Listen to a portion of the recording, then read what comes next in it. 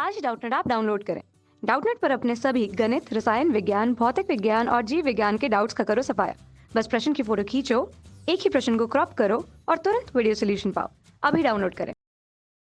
नमस्कार दोस्तों, हमारा प्रश्न है कि क्रोमियम जिसका परमाणु क्रमांक होता है दोस्तों 24, इसका इलेक्ट्रॉनिक विन्यास है। दोस्तों हमें 4 विकल्प दिए गए हैं, उसके आधार पर हमें बताना है कि हमारा जो क्रोमियम है उसका इलेक्ट्रॉनिक विन्यास क्या होता है। तो सबसे पहले दोस्तों मैं यहाँ पर इसका रासायनिक सूत्र लिखता हूँ, उसके बाद हम अपने यौगिकों की चर्चा करेंगे कि हमारे इलेक्ट्रॉनिक विन्यास क्या होने वाला है। तो दोस्तों हमारा जो रासायनिक सूत्र हो जाएगा वो कुछ इस तरह से होगा।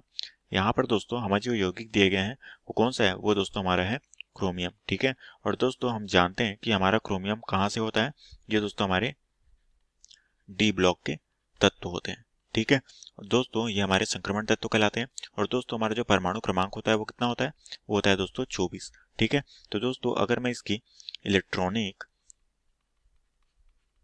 विन्यास के बारे में बात करूं जो कि हम उपकोष के आधार पर लिखेंगे, तो दोस्तों हमारा जो इलेक्ट्रॉनिक विन्यास होता है जो कि हमारा क्रोमियम जिसका परमाणु क्रमांक होता है दोस्तों 24, जब दोस्तों हम इसका इलेक्ट्रॉनिक विन्यास लिखते हैं तो हमें पता है कि हमारा क्रोमियम दोस्तों क्या होता है, इस पे दोस्तों हमारे अर्धपूर्ण कक्षक पाए जाते हैं। ठीक है, अर्धपूर्ण कक्षक पाने का इसका कारण यह है दोस्तों कि इसमें जो फोरस के इलेक्ट्रॉन होते हैं वो एक इलेक्ट्रॉन उत्तेजित होकर अपने डी ऑर्बिटल को पूरा करने के लिए वो डी ऑर्बिटल में चले जाते हैं। तो दोस्तों मैं यहाँ पर इसके इलेक्ट्रॉनिक विन्यास लिखता हूँ, उसके बारे में चर्चा करेंगे कि उसमें किस तरह से अर्धपूर्ण कक्षक बनते हैं। तो सबसे पहले दोस्तों हमारा जो क्रोमियम होता है उसका परमाणु क्रमांक होता है दोस्तों 24।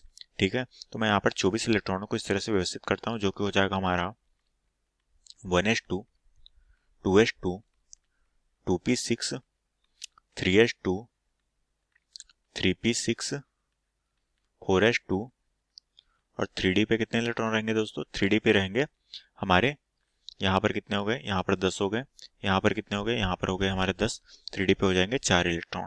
ठीक है, ये कौन सी हो गई दोस्तों, ये हमारी साधारण विन्यास हो गई जो कि बाकी सभी परमाणु में होती है। बट दोस्तों हमारा जो क्रोमियम होते हैं उसमें क्या पाए जाते हैं, अर्धपूर्ण कक्षक।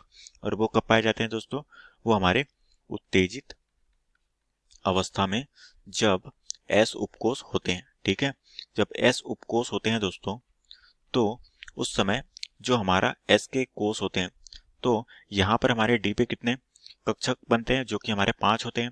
ठीक है, और उस पर कितने इलेक्ट्रॉन भरे जाते हैं, 10 इलेक्ट्रॉन भरे जाते हैं। और दोस्तों यहाँ पर जब 5 इलेक्ट्रॉन हो जाते हैं तो वो क्या हो जाते हैं, अर्धपूर्ण कक्षक हो जाते हैं।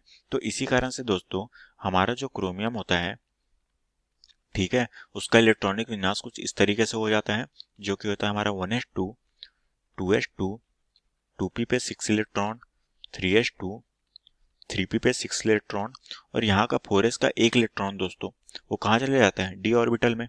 तो ये हो जाता है हमारा 4s1 और 3d5।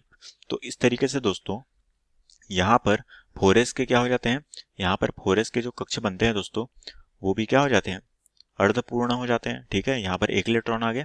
उसी तरीके से हमारे जो डी ऑर्बिटल होते हैं जिसमें कक्षक कितने बनते हैं, वो बनते हैं दोस्तों हमारे 5। ठीक है, तो दोस्तों यहाँ पर हमारे 5 इलेक्ट्रॉन इस तरीके से व्यवस्थित हो जाते हैं और इसे ही क्या कहा जाता है दोस्तों, इसे ही अर्धपूर्ण कक्षक कहा जाता है। ठीक है, और यही दोस्तों हमारा जो क्रोमियम होता है वो हमारे संक्रमण तत्वों में अलग इसका इलेक्ट्रॉनिक विन्यास का व्यवहार होता है। ठीक है, और इसका इलेक्ट्रॉनिक विन्यास क्या होता है, वो होता है हमारा 4s1 3d5 जो कि बाहरी कोष में होते हैं। अब दोस्तों हम अपने ऑप्शन की समीक्षा करते हैं कि कौन सा विकल्प हमारा बिल्कुल सही है।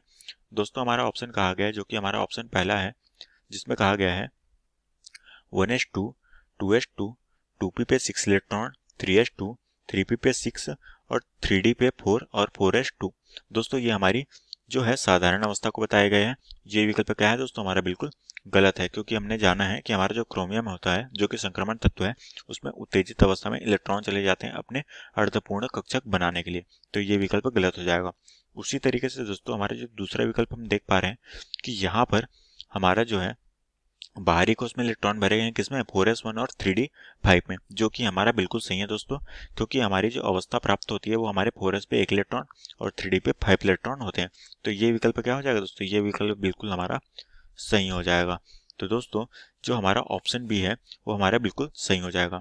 दोस्तों हम अपने बाकी ऑप्शन की भी समीक्षा कर लेते हैं जो कि है हमारा ऑप्शन 3, जिसमें कहा गया है कि 1s2, 2s2, 2p6, 3s2, 3p6, 4s2 और 4p, जबकि ऐसा नहीं है दोस्तों, 4s के बाद हमारे 3D कक्षक भरे जाते हैं, तो ये विकल्प बिल्कुल गलत हो जाएगा।